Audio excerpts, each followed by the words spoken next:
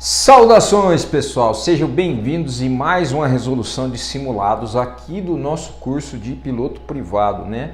É aqui que você vai ter, né, as portas abertas para o mundo da aviação, né? Dependendo aí do seu projeto pilotando uma aeronave. Tá bom, pessoal? Então, aqui, pessoal, nós vamos... o que nós fizemos? A gente já estudou de duas formas. Três formas, na verdade, através dos vídeos, né? Através dos vídeos lá eu explicando a matéria, tá? E vocês anotando no caderno. Depois nós fizemos um Memorex das matérias e depois a gente começou a resolver os simulados. De primeiro, simulados individualmente, utilizando o nosso caderno, utilizando o nosso Memorex. Do nada, rapidamente, a gente estava usando só o Memorex para fazer os simulados. E a gente começou fazendo um simulado, depois passou para 2, depois passou para 3 e já pulamos para 5. Chegamos no nível 5, né? Para você ver o quanto que deixar a matéria revisada, bem organizada, bem planejada, você ter um Memorex fácil aqui de buscar, a gente consegue andar mais rápido. Então existem maneiras de estudar de forma mais eficiente. Beleza, pessoal? Então, eu sei que vocês não têm muito tempo, eu sei aqui que cada um tem os seus afazeres, né? E que um concurso desse para passar na ANAC nesse momento não é uma coisa fácil, né? Precisa de dedicação. Então, essa reta final é importante que você tenha uma disciplina de fazer prova praticamente todos os dias.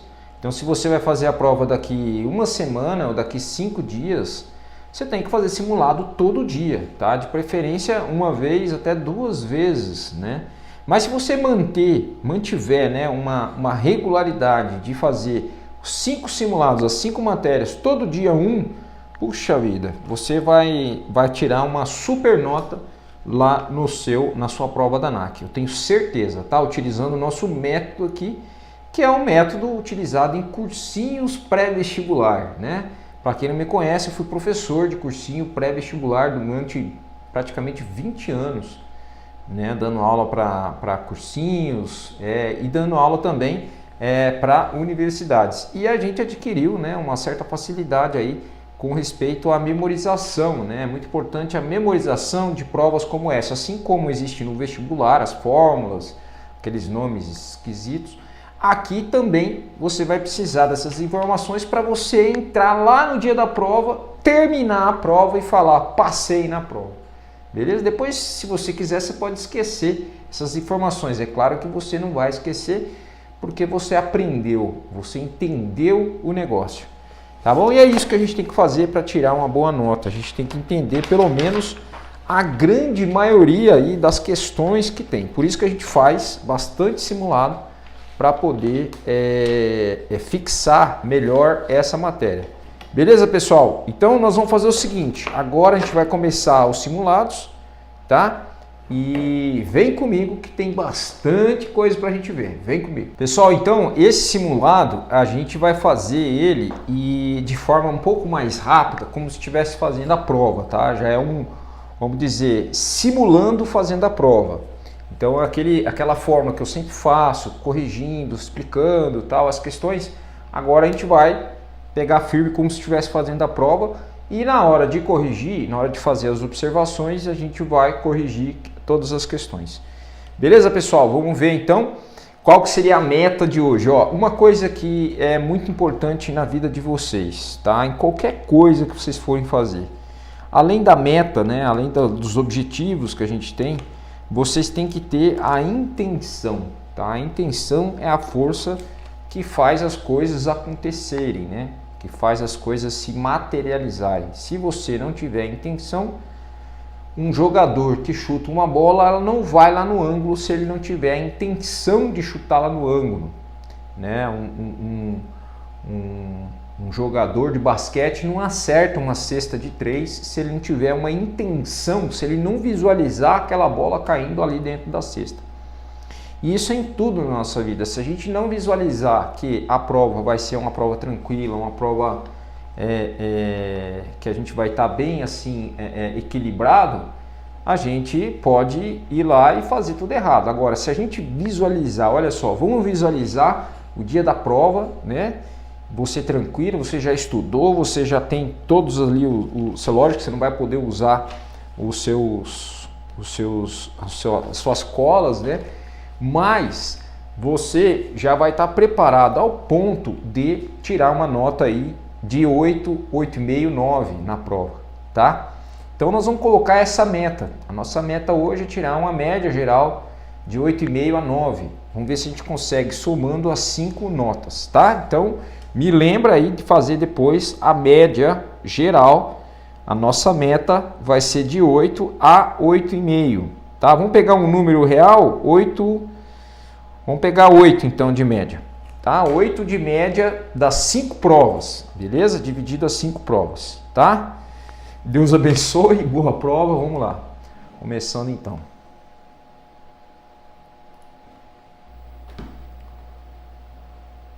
Aparelho manobrável em voo que, além de sustentar-se e circular no espaço aéreo, também transporta pessoas ou coisas. Aeronave.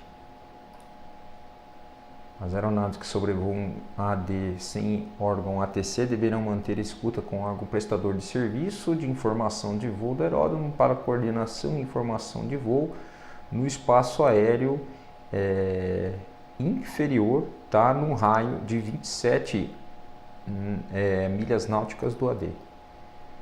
Quando o piloto de uma aeronave for realizar um voo visual inteiramente em uma ATZ, CTR ou TMA, deverá apresentar ao órgão ATS um plano de voo tecnicamente definido como, toda vez que for um plano de voo visual inteiramente, for realizar um plano de voo visual inteiramente numa ATZ ou CTR, TMA, deverá apresentar ao órgão ATS um plano de voo tecnicamente definido como local completo simplificado. A atividade aérea cuja finalidade é atender às necessidades da sociedade civil denomina-se civil, seria público, né? Civil, sociedade civil, pode ser público ou privado. A atividade aérea cuja finalidade é atender às necessidades da sociedade civil denomina-se serviço aéreo, sociedade civil, público ou privado. Vou colocar público.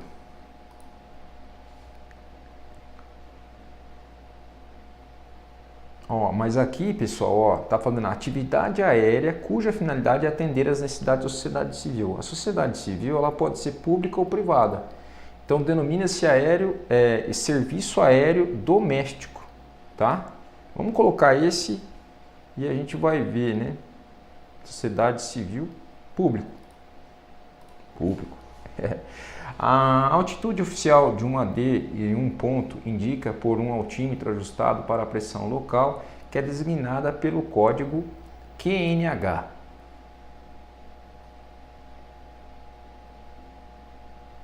Indicada por um altímetro ajustado para a pressão local, é designada pelo código QNH. A categoria da aeronave, segundo a esteira de turbulência, cujo peso máximo de decolagem é certificado inferior a 136 mil quilos, superior é a média. Número 7. As informações sobre perigos de abaroamento serão prestadas a todas as aeronaves que estiverem voando nos espaços aéreos de classe A, B, C, D e E.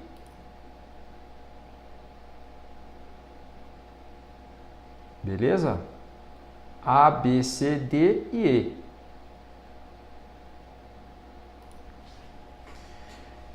E. Sabendo que a elevação determinado AD é de 3.500 pés, pede-se a altitude adequada para uma aeronave a hélice realizar o circuito de tráfego aéreo. Olha, uma aeronave a hélice tem que ser a 1.000 pés, tá? Pelo menos 1.000 pés acima de 3.500 pés, então 4.500 pés.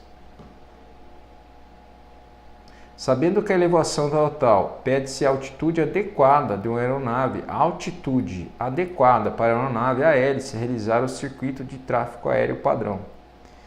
A altitude é diferente Vamos ver. Altura é diferente de altitude, então a altitude é 4.500 pés mesmo, seria 1.000 pés acima de 3.500. O sinal luminoso de luz branca intermitente proveniente de uma pistola de sinais emitido pela TWR por um controlador de voo para que as aeronaves em voo significa regresse ao estacionamento. A categoria de aeronaves segundo a esteira de turbulência são fraca, moderada, forte.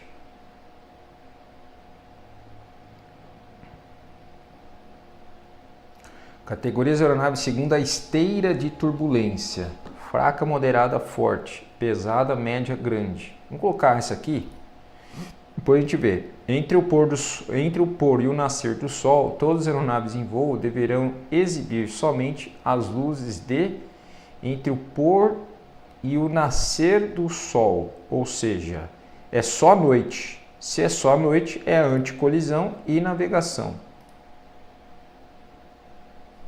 Em relação aos espaços aéreos condicionados, dentre as alternativas abaixo, fazem parte das condicionados áreas de controle, ou zonas, espaços aéreos condicionados. Entre as alternativas abaixo, são zonas de tráfego de aeródromo, áreas perigosas, áreas de controle, tá? Dentre as alternativas citadas abaixo, assinale que apresenta um voo no qual o piloto fica isento da apresentação de voo de aeronave em missão SAR do RCC, tá? Missão de busca e salvamento, com auxílio do RCC. Aqui embaixo é sem auxílio, tá? Todo cancelamento relativo a um plano de voo FPL deve ser notificado em qualquer sala AIS do AD. Não necessariamente, cancelamento, tá? É 35 minutos. Não necessariamente ao AD de partida em relação ao ABT passados até 35 minutos. Durante o dia, uma aeronave que o equipamento de rádio inoperante poderá visualizar sinais luminosos intermitentes emitidos pela TWR desde que esteja afastada do ponto de emissão até o limite de, durante o dia, se for durante o dia, é até 5 km. O campo 7, formulário de plano de voo completo, que trata da identificação da aeronave, é preenchido com o número máximo de caracteres equivalente a... essa é boa, hein? Formulário o IEPV, campo 7, são 7, né? Os voos visuais de uma aeronave sobre áreas livres e desabitadas não poderá ser realizado a alturas inferiores a áreas livres e desabitadas, pode ser a 1.000 pés, áreas habitadas 500 pés. Não, pera aí. Não, áreas habitadas, áreas livres e desabitadas, pode ser a 500 pés, desculpa. Em um circuito de tráfego padrão, a trajetória do voo compreendida entre a perna contra o vento e a perna do vento imediatamente anterior a esta é denominada de perna curva base ou perna través. Por jornada de trabalho, o limite de pouso de uma tripulação simples é de 6 horas. Uma aeronave a reação encontra-se no circuito de tráfego aéreo padrão de aeródromo, cuja elevação é de 4.500. A perna contra vento a essa altura deve ser de... a sua altura, hein, pessoal? A altura tem que ser a aeronave a reação, ou seja, a jato. Então é 1.500 pés. Fechou a primeira prova. Vamos fazer agora a segunda. Vem comigo. Fazendo a segunda prova, das alternativas relacionadas abaixo, indica que contém exclusivamente observações meteorológicas. Espécie e METAR. Esse aqui a gente já anotou, hein, pessoal? Dentre as alternativas relacionadas abaixo, indica que contenha uma das consequências quando ocorre a igualdade entre a temperatura do ar e a temperatura do orvalho. Acontece a saturação do ar. O líquido meteoro que mais restringe a visibilidade horizontal, como só tem o líquido meteoro névoa seca. O METAR que avalia as condições, marca a opção correta. O METAR,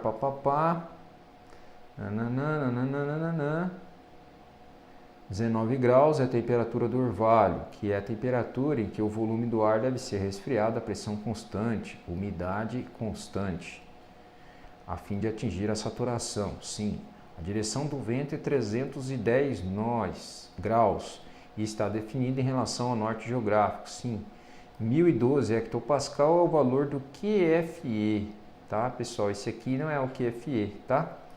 Então, a gente vai ter duas certas, há apenas uma correta, todas estão falsas, todas há apenas uma errada. Pronto. Após realizar a notícia, nuvens muito carregadas associadas ao fluxo de ar quente e úmido vindo de MS e a sua frente fria na costa sudeste se espalham pelo noroeste de São Paulo neste começo de noite de quinta-feira.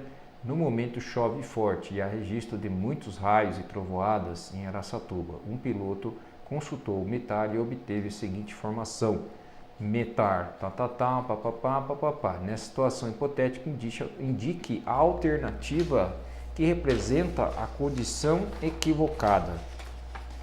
Uma conclusão equivocada, ou seja, que não representa a condição, tá?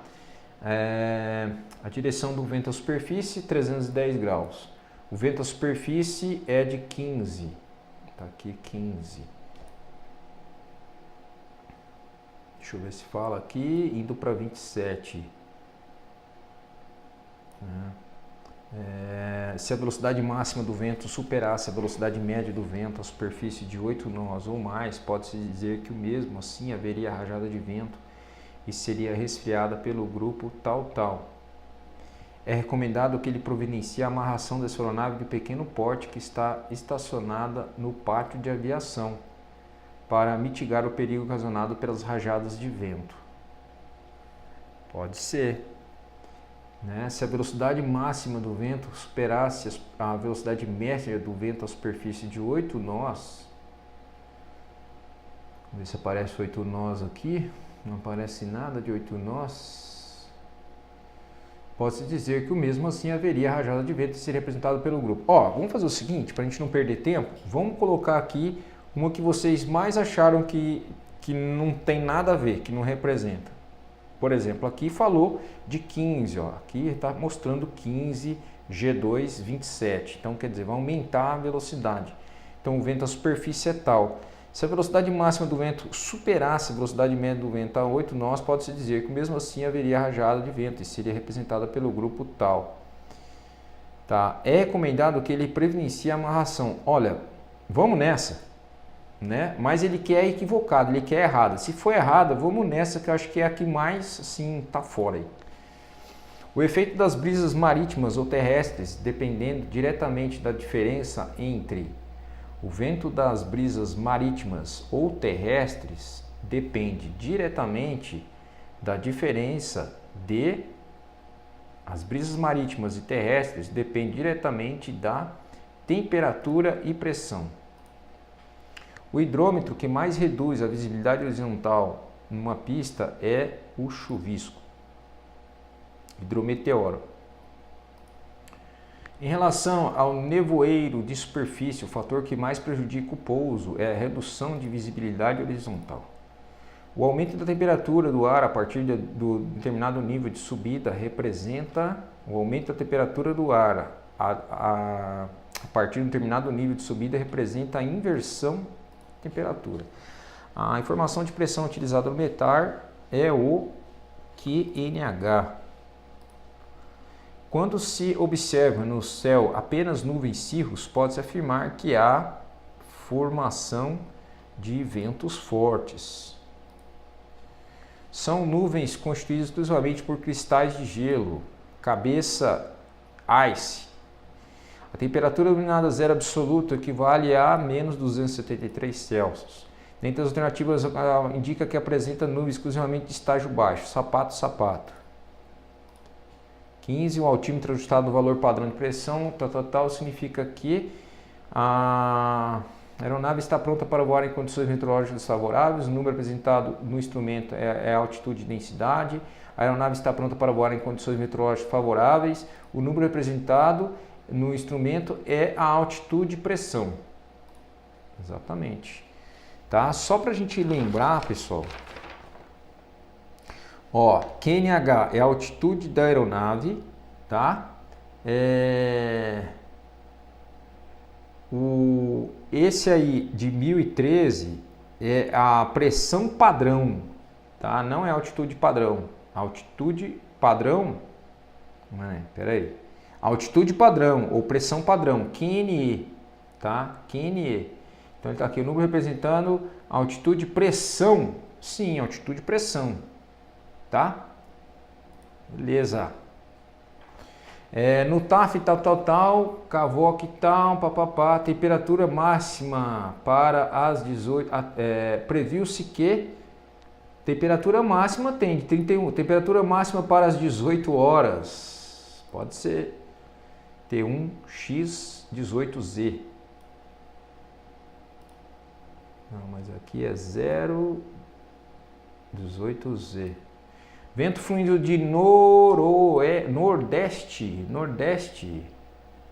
0,60 é nordeste, durante todo o período.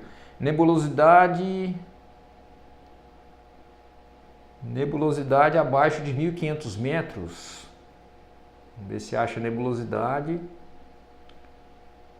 Aqui ó, CAVOC é 1.000 metros, 1.500 metros, né? Nebulosidade abaixo não, é acima de 1.500. Névoa úmida favorecendo ótimo grau. Tem alguma névoa aqui? Não tem névoa.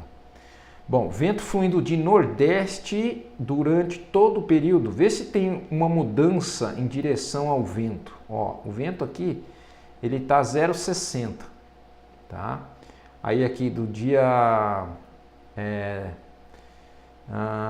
do dia 6 ao dia 7, das 12 às 0 horas, o vento foi para 0,50. Então o vento foi no nordeste durante todo o período? Sim, né? Tá nordeste, não chegou em 90 ainda, que daí ele vira sudeste, né? Então tá certo, é isso mesmo.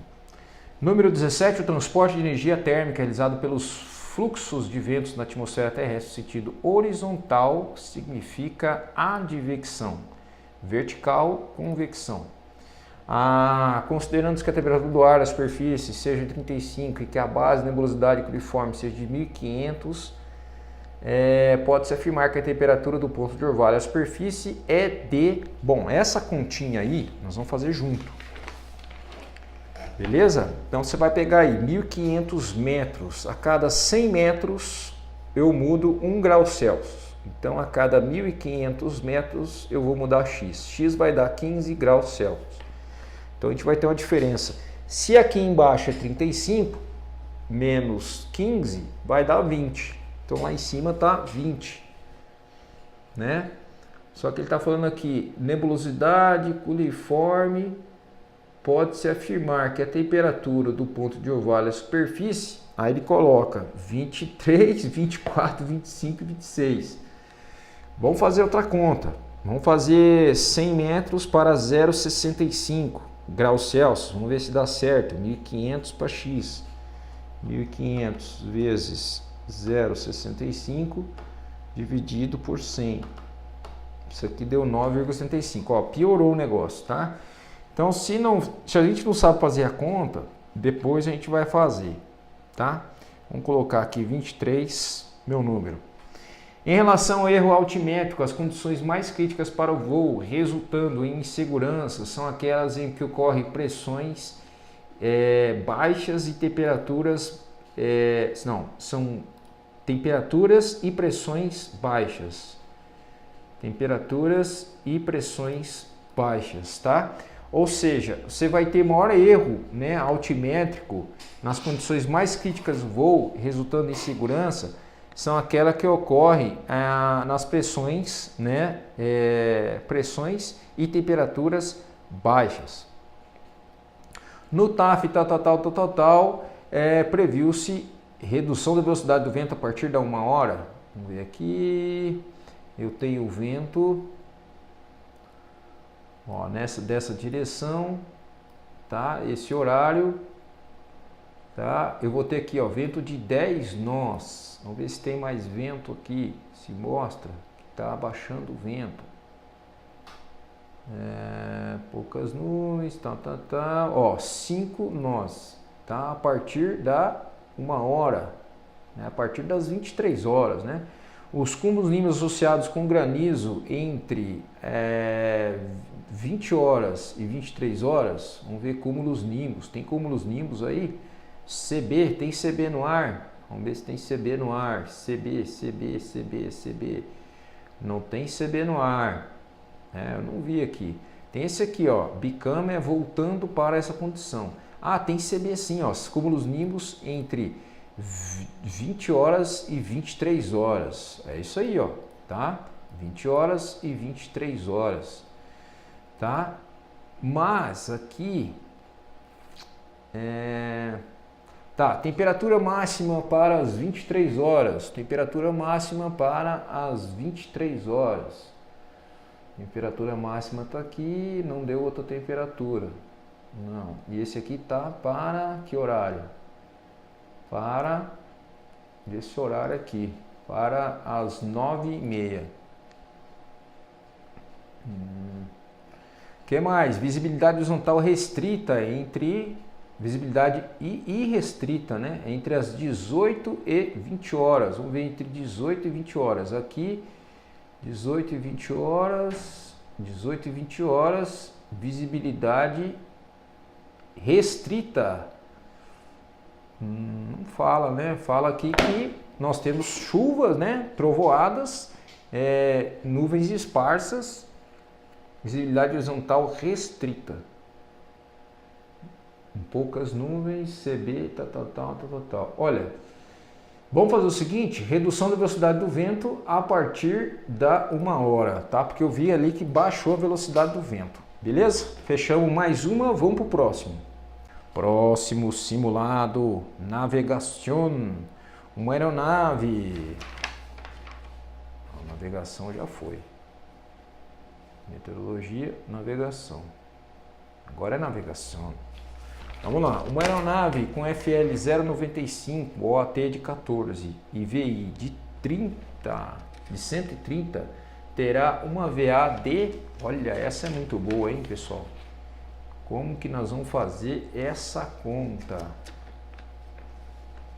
Tá? Bom, essa conta é o seguinte, eu tenho um FL de 0,95, ou seja, eu estou a 9.500 pés, tá? Eu vou aumentar isso aqui, vou dobrar isso aqui, tá? Para achar um fator VI, porque VI vezes esse fator é igual a VA, tá? Estudem nós.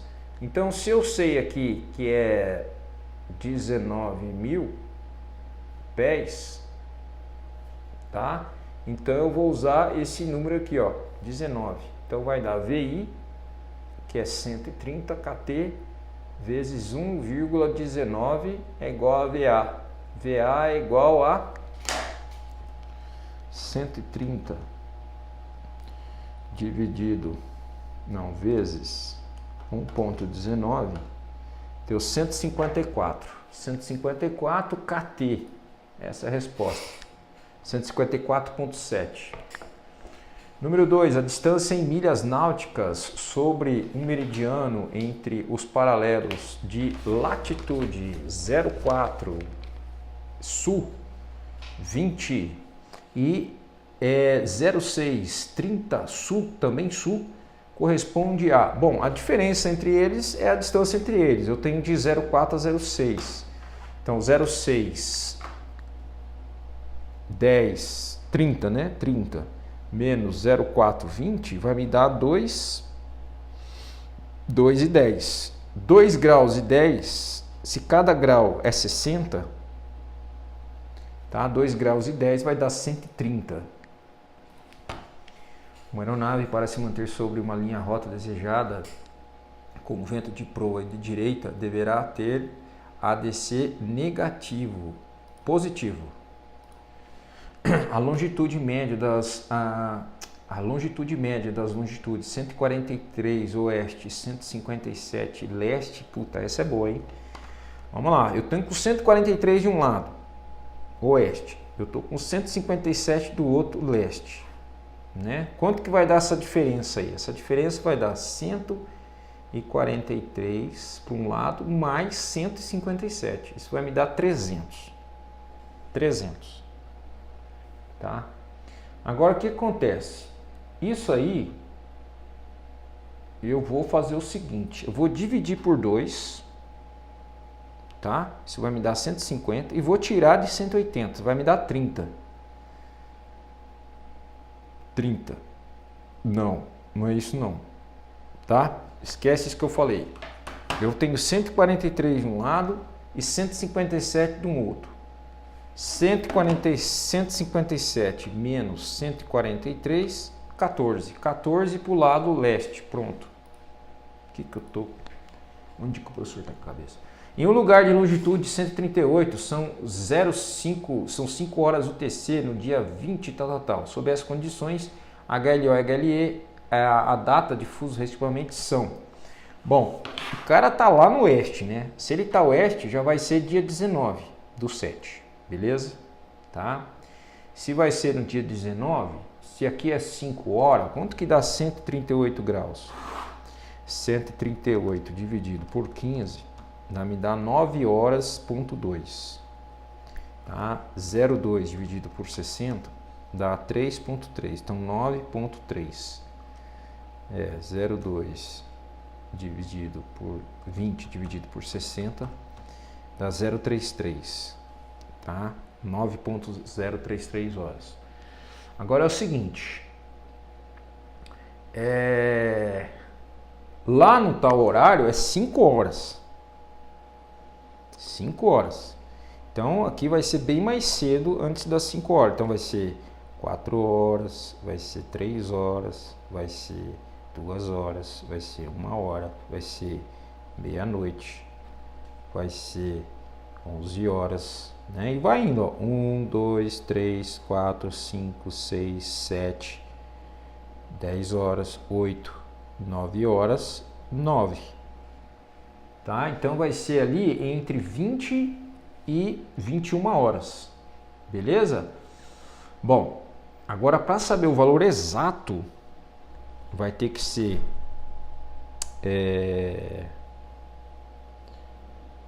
338, 138 dividido por 15, deu 9.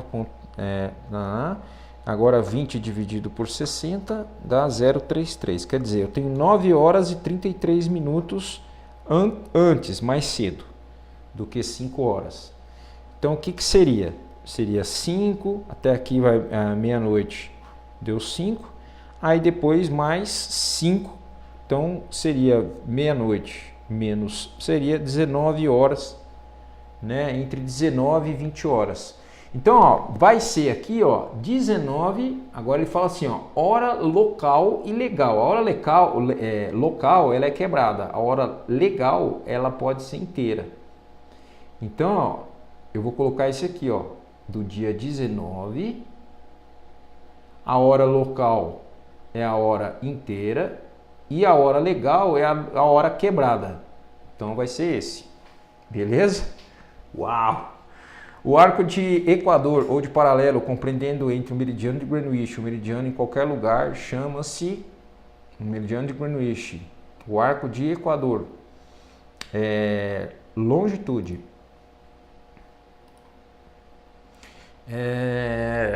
Uma aeronave voando a Mach 0,45 sob o OT de 30 desenvolve uma TAS de...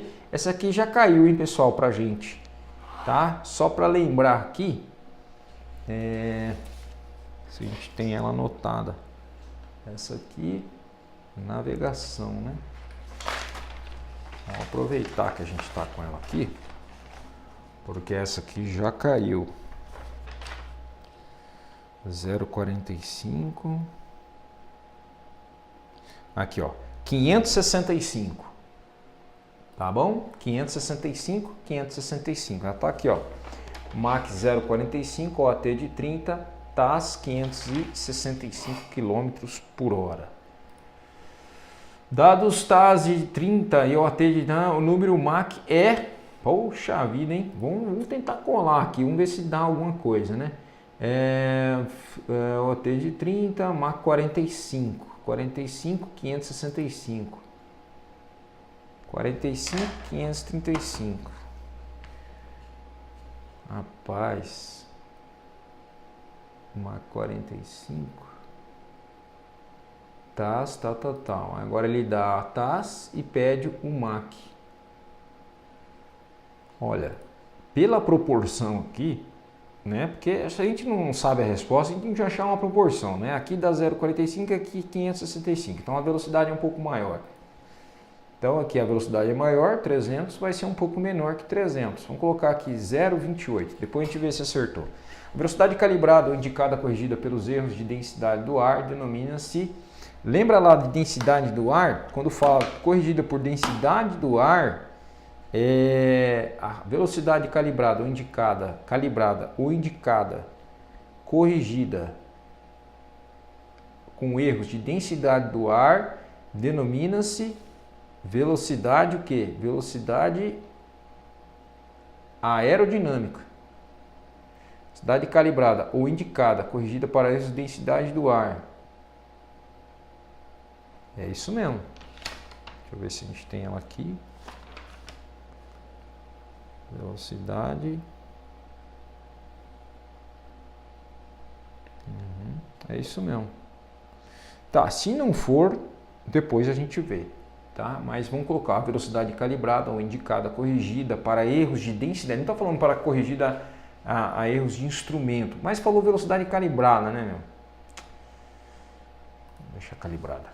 O ângulo formado entre o meridiano verdadeiro e o meridiano magnético é chamado de declinação magnética. As projeções equatoriais, polares e oblíquas são classificações referente à razão de distorção, origem de projeção, superfície onde são projetadas. E uma carta aeronáutica cuja escala é de 1 para 450 mil, 4 centímetros corresponde a... Pula lá, hein? Vamos ver, né, meu? Bom, 4 centímetros vai ser um monte, né? Não vai ser aí... Vamos ver, vamos fazer a conta. 1 centímetro está para 450 mil centímetros. Então, se eu tiver 4 centímetros, isso vai me dar 4 vezes isso. 4 vezes isso, 450 mil vezes 4, dá de 180... Não. 1.800.000 centímetros. Que se eu transformar em metros... Metros... Tem metros? E se eu transformar em quilômetros, mais 3, vai dar 18 quilômetros. Se não é 18 quilômetros, 18 mil metros. Tá? Tá aqui. Número 13. A direção para onde se mantém orientado o eixo longitudinal da aeronave é conhecida como proa, né? O eixo longitudinal. O posicionamento de uma linha de rota medida através do ângulo formado com o meridiano verdadeiro, o posicionamento de uma rota com um meridiano verdadeiro vai dar a minha proa verdadeira. A maneira de se conduzir a aeronave em um lugar para o outro, seguindo o resultado dos cálculos pré-determinados em função do vento reinante na rota, denomina-se conduzir a aeronave de um lugar para o outro, seguindo o resultado de cálculos pré-determinados, estimada, né? Velocidade que está ligada a linhas de pressão, a velocidade dinâmica, o velocímetro está ligado a linhas de pressão estática e dinâmica. O ângulo formado entre o norte magnético e a proa da aeronave, norte magnético, e a proa da aeronave é a proa magnética. No estudo de fusos horários, podemos afirmar que em um lugar a oeste, em Greenwich, é mais cedo. Sim. A distância de quilômetro entre os pontos 10 graus 52 norte e 10 graus 8 minutos sul é de 10 norte e 10, tem que somar, hein? 10 52 com 10 08. 52 com 08 dá 60, né? Então 61. 10 mais 10 dá 20. Então dá 21 horas de diferença. 21 graus de diferença. 21 graus. 21 graus dividido por 15. Vamos fazer aqui, ó. Cada 1 grau tem 60 milhas náuticas. Então a cada 21 graus vai ter x. Quanto que dá 60 vezes x? Vezes 260. 260 quilômetros. Certo? Não, milhas náuticas. Ah, lá, hein? Puxa vida, agora transformar isso em quilômetros, uma milha é igual a 1,352 quilômetros. Então, que deu aí 1.260 vezes 1,852. 2333 quilômetros.